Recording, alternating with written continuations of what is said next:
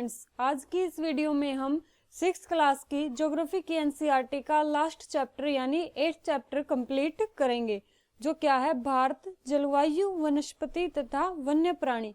यह बहुत important chapter है, इसे ध्यान से करिएगा। चलिए शुरू करते हैं। आप मौसम के बारे में प्रतिदिन समाचार पत्रों में पढ़ते हैं तथा टेलीविजन पर देखते हैं अथवा दूसरों को इस संबंध में बातें करते भी सुनते हैं। आप जानते हैं कि मौसम वायुमंडल में दिन प्रतिदिन होने वाला परिवर्तन है। यहाँ देखिए मौसम क्या है, जो वायुमंडल में दिन प्रतिदिन परिवर्तन होता है वही क्या है, मौसम है। इसमें तापमान, वर्षा तथा सूर्य का विकिरण इत्यादि शामिल हैं। उदाहरण के लिए मौसम कभी गर्म है तो कभी ठंडा होता है, कभी आसमान में बादल छा जाते हैं तो कभी वर्षा होती है। आपने ध्यान दिया होगा कि जब बहुत दिनों तक मौसम गर्म रहता है तब आपको ऊनी कपड़ों की आवश्यकता नहीं पड़ती है, और जब मौसम जो है ठंडा होता है तो हम ऊनी कपड़े पहनते हैं। आप खाने पीने में ठंडे पदार्थों को पसंद करते हैं। किन दिनों की बात हो रही है यहाँ, गर्म दिनों की। इसके विपरीत ऐसे भी दिन होते हैं जब आपको ऊनी वस्त्रों के बिना ठंड लगती है, यानी सर्दी होती है। तब ठंडी और तेज हवाएं चलती हैं। इन दिनों में आप गर्म चीजें खाना पसंद करते हैं। तो यहाँ सर्दी और गर्मी के मौसम की बात की गई है। सामान्यतः भारत में प्रमुख मौसम होते हैं। यहाँ देखिए कौन कौन से मौसम होते हैं भारत में। दिसंबर से फरवरी तक होता है ठंडा मौसम यानी सर्दी। मार्च से मई तक होता है गर्म मौसम यानी गर्मी। जून से सितंबर तक दक्षिण पश्चिम मानसून का मौसम यानी वर्षा का मौसम। अक्टूबर और नवंबर में मानसून के लौटने का मौसम सर्द। तो दोबारा से देखिए, यहाँ 4 मौसमों का वर्णन दिया गया है, यानी प्रमुख जो मौसम है, पहला सर्दी, गर्मी, वर्षा और शरद। अब हम सबसे पहले देखते हैं शीत ऋतु। ठंडे मौसम में सूर्य की सीधी किरणें नहीं पड़ती है, जिसके परिणाम स्वरूप उत्तर भारत का तापमान कम रहता है। यानी जो भारत में है शीत ऋतु कब आती है, जिस दौरान सूर्य की किरणें सीधी नहीं पड़ती हैं, यानी गर्म तापमान नहीं होता है, तभी तो ठंड होती है, जिसके परिणाम स्वरूप उत्तर भारत का तापमान कम हो जाता है। फिर देखिए ग्रीष्म ऋतु। गर्मी के मौसम में सूर्य की किरणें अधिकतर सीधी पड़ती हैं, तापमान बहुत अधिक हो जाता है और दिन के समय गर्म एवं शुष्क पवन बहती है, जिसे लू कहते हैं। तो ग्रीष्म ऋतु कब आएगी, यानी गर्म मौसम कब आएगा, जब सूर्य की किरणें लगातार सीधी पड़ेंगी, उससे तापमान बढ़ेगा। उसी को क्या कहते हैं, गर्मी। दिन के समय गर्म एवं शुष्क पवन बहती है, उन्हें ही लू कहा जाता है। तो आगे देखिए, यहाँ आओ खेले यानी क्रियाकलाप दिया गया है। हम इसे तो नहीं करेंगे, इससे आगे देखते हैं। दक्षिण पश्चिम मानसून या वर्षा का मौसम। यह मानसून के आने तथा आगे बढ़ने का मौसम है। इस समय पवन बंगाल की खाड़ी और अरब सागर से स्थल की ओर बहती हैं। यानी मानसून के बारे में बताया है यहाँ। यह मानसून के आने यानी दक्षिण पश्चिम मानसून की बात हो रही है और उसके आगे बढ़ने का मौसम है। इस समय क्या होता है, पवन बंगाल की खाड़ी और अरब सागर से स्थल की ओर बहती हैं, तभी तो मानसून आती है। वे अपने साथ नमी भी लाती हैं। जब ये पहाड़ों से टकराती हैं तब वर्षा होती है। तो इन 2 लाइनों में ही आपको वर्षा का कॉन्सेप्ट यहाँ समझा दिया गया है। देखिए कितनी आसानी से। जब है पवन बंगाल की खाड़ी और अरब सागर से स्थल की ओर बहती हैं, तो यहाँ पानी वो साथ लेके आ रही हैं, यानी नमी भी साथ लाती हैं। और जब ये पवनों से अर्थात जब ये पवने जो है पहाड़ों से टकराती हैं तब वर्षा होती है। आगे देखिए मानसून के लौटने का मौसम। वहां आ गई मानसून और यहाँ बताया है मानसून के लौटने का मौसम या शरद ऋतु। इस समय पवन सतल भागों से लौटकर बंगाल की खाड़ी की ओर बहती है। जब मानसून लौटेगी ऐसे ही तो लौटेगी, पवन सतल भागों से लौटकर कहाँ जाती है, बंगाल की खाड़ी की ओर। फिर भी बारिश होगी, तो ये क्या हो गया, मानसून के लौटने का मौसम। भारत के दक्षिण भागों विशेषकर तमिलनाडु तक आंध्र प्रदेश में इस मौसम में वर्षा होती है। यानी जो तमिलनाडु और आंध्र प्रदेश है उसमें वर्षा कब होती है, जब मानसून वापस लौटती है।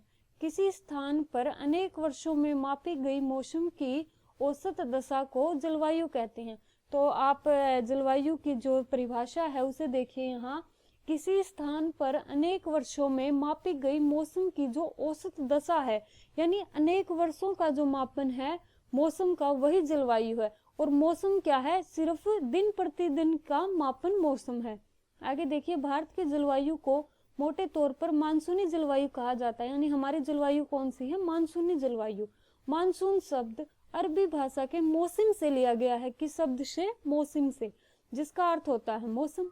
भारत की स्थिति उष्ण कटिबंध में होने के कारण अधिकतर वर्षा मानसूनी पवन से ही होती है। हमारी जो वर्षा है वो किस मानसूनी पवन से होती है, यानी किससे होती है, मानसूनी पवन से ही वर्षा होती है। भारत में कृषि वर्षा पर निर्भर है, कृषि तो हमारे यहाँ वर्षा पर ही निर्भर है। अच्छे मानसून का मतलब है पर्याप्त वर्षा तथा प्रचुर मात्रा में फसलों का उत्पादन। आगे देखिए, किसी स्थान की जलवायु उसकी स्थिति, ऊंचाई, समुद्र से दूरी तथा उच्चावच पर निर्भर करती है। यानी जो जलवायु है वो किन किन कारकों पर निर्भर करती है, उसकी स्थिति पर, ऊंचाई पर, समुद्र से दूरी पर और उच्चावच पर। यह क्वेश्चन एग्जाम के लिए बहुत ज्यादा इंपॉर्टेंट है। यूपीएससी तथा पीसीएस में यह आपको सीधे सीधे देखने को मिल सकता है, तो इसे याद रखिएगा कि जलवायु स्थिति पर, ऊंचाई पर और समुद्र से दूरी और उच्चावच पर निर्भर करती है। इसलिए हमें भारत की जलवायु में क्षेत्रीय विभिन्नता का अनुभव होता है। राजस्थान के मरुस्थल में स्थित जैसलमेर और बीकानेर बहुत गर्म स्थल है, जबकि जम्मू कश्मीर के द्रास एवं कारगिल में बर्फीली ठंड पड़ती है। तटीय क्षेत्र जैसे मुंबई और कोलकाता की जलवायु मध्यम है, वे न तो अधिक गर्म है न ही अधिक ठंडे हैं। समुद्र तट पर होने के कारण ये स्थान बहुत अधिक आर्द्र हैं। विश्व में सबसे अधिक वर्षा मेघालय में स्थित मोंसी राम में होती है, जबकि किसी किसी वर्ष राजस्थान के जैसलमेर में वर्षा होती ही नहीं है। तो यहाँ देखिए वर्षा का कॉन्सेप्ट, कहीं कहीं तो इतनी ज्यादा वर्षा होती है कि वहाँ बाढ़ तक आ जाती है और कहीं कहीं इतनी कम होती है कि वहाँ सूखा रहता है। जैसे राजस्थान के जैसलमेर में कभी कभी वर्षा होती ही नहीं है। आगे देखते हैं प्राकृतिक वनस्पति। हम अपने चारों तरफ विभिन्न प्रकार का पादप जीवन देखते हैं। हरे घास वाले मैदान में खेलना कितना अच्छा लगता है। कुछ पौधे छोटे होते हैं जिन्हें झाड़ी कहते हैं। यहाँ देखिए झाड़ी कौन से पौधे होते हैं, जो छोटे पौधे होते हैं वही झाड़ी होते हैं। जैसे कैक्टस और फूलों वाले पौधे हैं वो क्या कहलाते हैं, झाड़ी।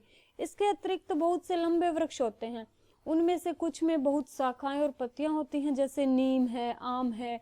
तो कुछ वृक्ष ऐसे होते हैं जिनमें पत्तियों की मात्रा बहुत कम होती है, जैसे नारियल, यानी नारियल का जो वृक्ष है उसमें पत्तियां कम होती हैं। घास, झाड़ियां तथा पौधे जो बिना मनुष्य की सहायता के उपजते हैं उन्हें प्राकृतिक वनस्पति कहते हैं। यानी प्राकृतिक वनस्पति कौन सी होती हैं, जिन्हें मनुष्य की सहायता से नहीं उपजाया जाता, यानी अपने आप उग जाए, जो प्राकृतिक वनस्पति है। क्या आप यह नहीं सोचते कि ये एक दूसरे से किस प्रकार भिन्न है? अलग अलग जलवायु में अलग अलग प्रकार की वनस्पतियां पाई जाती हैं। तो बिल्कुल सही बात है, वनस्पतियां जलवायु के हिसाब से अलग अलग होती हैं। इनमें वर्षा की मात्रा सबसे महत्वपूर्ण होती है। जलवायु की विभिन्नता के कारण भारत में अलग अलग तरह की वनस्पतियां पाई जाती हैं।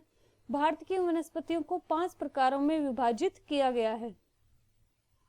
यहाँ देखिए जो भारत की वनस्पति है उसको कितने भागों में विभाजित किया गया, 5 में। वो कौन कौन से हैं? उष्ण कटिबंधीय सदाबहार वन, उष्ण कटिबंधीय पतझड़ वन, कटीली झाड़ियां, पर्वतीय वनस्पति और मैंग्रोव वन। इसे याद करिए दोबारा से, उष्ण कटिबंधीय सदाबहार वन, उष्ण कटिबंधीय पतझड़ वन, कटीली झाड़ियां, पर्वतीय वनस्पति तथा मैंग्रोव वन। अब हम इन्हें एक एक करके समझते हैं। उष्ण कटिबंधीय वर्षावन। उष्ण कटिबंधीय वर्षावन उन क्षेत्रों में पाए जाते हैं जहां वर्षा बहुत अधिक होती है, वही तो होंगे उष्ण कटिबंधीय वर्षावन, यानी जहां वर्षा अधिक होती है। ये इतने घने होते हैं कि सूर्य का प्रकाश जमीन तक नहीं पहुंच पाता है, यानी ये इतने घने होते हैं कि सूर्य का प्रकाश भी जमीन तक नहीं पहुंच पाता। वृक्षों की अनेक प्रजातियां इन वनों में पाई जाती हैं।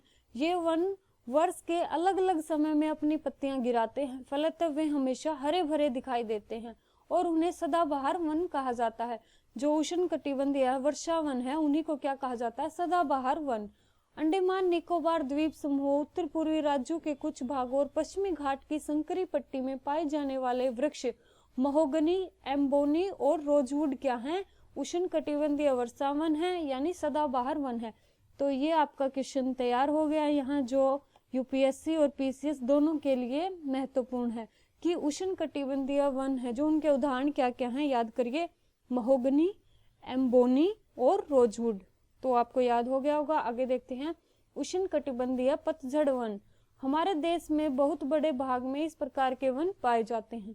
इन वनों को मानसूनी वन भी कहा जाता है। क्या कहा जाता है? मानसूनी वन। ये कम घने होते हैं, यानी जो सदाबहार वन है उनसे तो कम घने होंगे, और वर्ष के एक निश्चित समय में अपनी पत्तियां गिराते हैं। इन वनों में पाए जाने वाले महत्वपूर्ण पेड़ देखिए आप, साल, सोगान, पीपल, नीम और शीशम। यानी उष्णकटिबंधीय पतझड़ वनों के पेड़ों के उदाहरण यहाँ याद करने हैं आपको। दोबारा देखिए, साल, सागौन, पीपल, नीम और शीशम। अब इनके क्षेत्र देखते हैं हम। मध्य प्रदेश, उत्तर प्रदेश, बिहार, झारखंड, छत्तीसगढ़, उड़ीसा और महाराष्ट्र के कुछ भागों में पाए जाते हैं। कहाँ कहाँ? मध्य प्रदेश, उड़ीसा, उत्तर प्रदेश, झारखंड, छत्तीसगढ़ और महाराष्ट्र के कुछ भागों में। ये देखिए, आपको यहाँ हम चित्र में इन पेड़ों को दिखा भी देते हैं। ये हैं उष्णकटिबंधीय वन। आगे देखते हैं हम, कटीली झाड़ियाँ। इस प्रकार की वनस्पतियां देश के कुछ शुष्क भागों में पाई जाती हैं। पानी की क्षति को कम करने के लिए इनकी पत्तियों में बड़े बड़े कांटे होते हैं। यानी जो कटीली झाड़ियां हैं उनकी पत्तियां कैसी होती हैं? बड़ी बड़े कांटों से भरी हुई होती हैं। ऐसा क्यों होता है?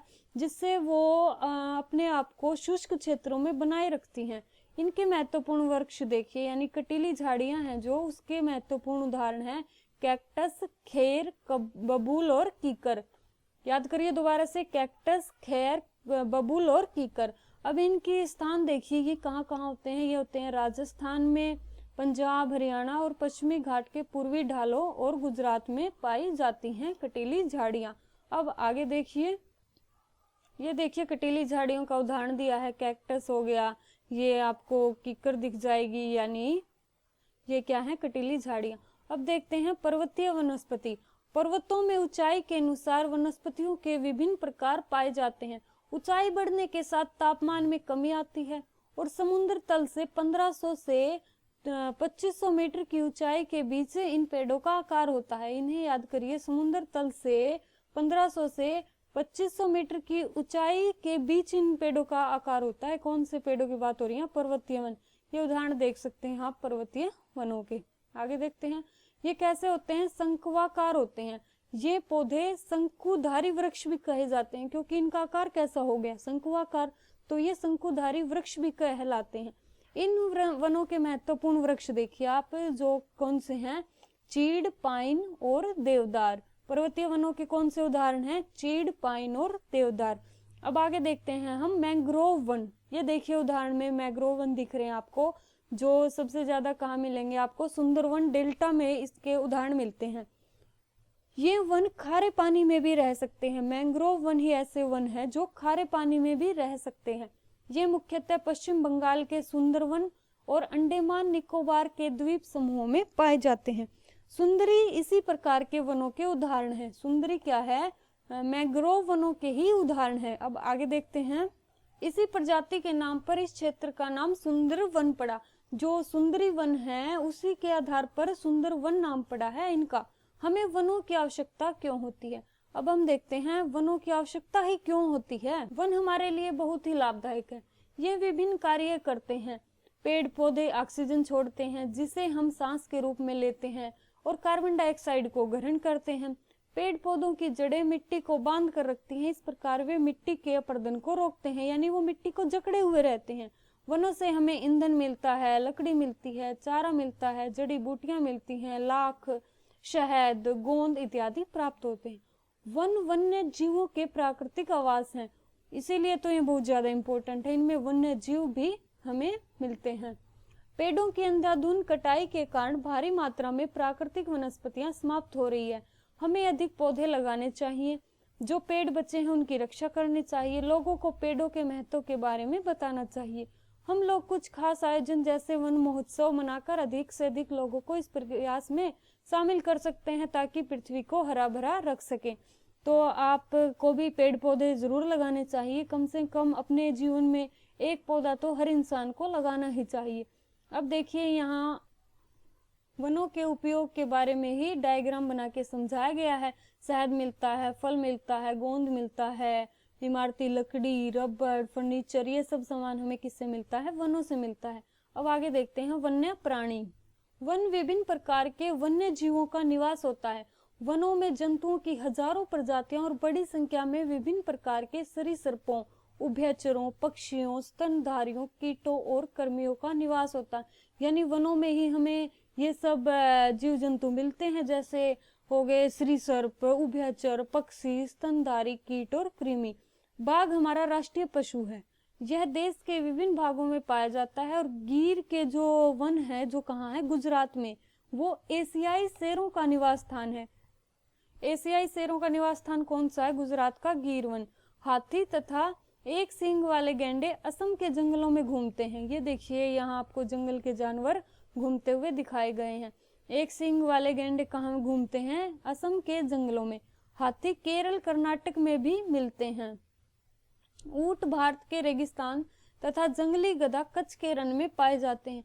ये जो डेटा है ये बहुत ज्यादा इंपॉर्टेंट है। इससे सीधे सीधे क्वेश्चन बनते हैं कि कौन सा जो पशु है यानी कौन सा वन्य जीव है वो कहाँ और किस राज्य में मिलता है। यहाँ देखिए, हाथी केरल और कर्नाटक में, ऊंट रेगिस्तान, भारत का रेगिस्तान कहा जाता है जो, और जंगली गधा कच्छ के रण में पाया जाता है। जंगली बकरी, हिम तेंदुआ, भालू इत्यादि हिमालय के क्षेत्र में पाए जाते हैं। हिमालय में कौन कौन से? जंगली बकरी, हिम तेंदुआ और भालू। इसके अतिरिक्त बहुत से दूसरे जानवर हैं, जैसे बंदर, सियार, भेड़िया, नीलगाय, चीतल इत्यादि भी हमारे देश में पाए जाते हैं। भारत में पक्षियों की भी ऐसी ही प्रचुरता है। मोर हमारा राष्ट्रीय पक्षी है, ये तो आप जानते ही हैं। भारत में पक्षी तोता, मैना, कबूतर, बुलबुल और बत्तख इत्यादि हैं। अन्य बहुत सारे राष्ट्रीय पक्षी उद्यान हैं जो पक्षियों को उनका प्राकृतिक निवास प्रदान करते हैं। उद्यान शिकारियों से पक्षियों की रक्षा करते हैं, ये तो आपको पता ही है। भारत में सांपों की सैकड़ों प्रजातियां पाई जाती हैं और उनमें क्या है? कोबरा एवं करेत प्रमुख है। यहाँ देखिए, कोबरा तो सबको पता है, लेकिन जो करेत है उसका नहीं पता होगा, तो इसे आप याद रखिएगा। आगे देखिए, वनों के कटने तथा जानवरों के शिकार के कारण भारत में पाए जाने वाले वन्य जीवों की प्रजातियां तेजी से घट रही हैं। बहुत सी प्रजातियां तो समाप्त भी हो चुकी हैं। उनको बचाने के लिए बहुत से नेशनल पार्क, क्या क्या स्थापित किया गया है प्रजातियों को बचाने के लिए? नेशनल पार्क, पशु विहार और जीव मंडल आरक्षित क्षेत्र स्थापित किए गए हैं। सरकार ने हाथियों तथा बाघों को बचाने के लिए बाघ परियोजना एवं हस्ती परियोजना जैसी परियोजनाओं को शुरू किया है। यहाँ देखिए कौन कौन सी योजना शुरू की है सरकार ने? बाघ परियोजना और हस्ती परियोजना। आप वन्य जीवों के संरक्षण में भी हाथ बटा सकते हैं। आप जानवरों के शरीर के विभिन्न अंगों जैसे हड्डी, सींग या पंख से बने पदार्थों को खरीदने से इनकार कर सकते हैं। प्रत्येक वर्ष हम लोग अक्टूबर के पहले सप्ताह को वन्य जीव सप्ताह के रूप में मनाते हैं। कौन से सप्ताह को मनाते हैं? अक्टूबर के पहले सप्ताह को, ताकि वन्य जीवों के निवास को संरक्षित रखने के लिए जागरूकता लाई जा सके। तो इस तरह से हमारी आज 6th क्लास की एनसीईआरटी कंप्लीट होती है। इसी तरह से हम अगली क्लास में मिलते हैं 7th क्लास की एनसीईआरटी के पहले चैप्टर के साथ। तो चलिए अगली क्लास में फिर मिलते हैं।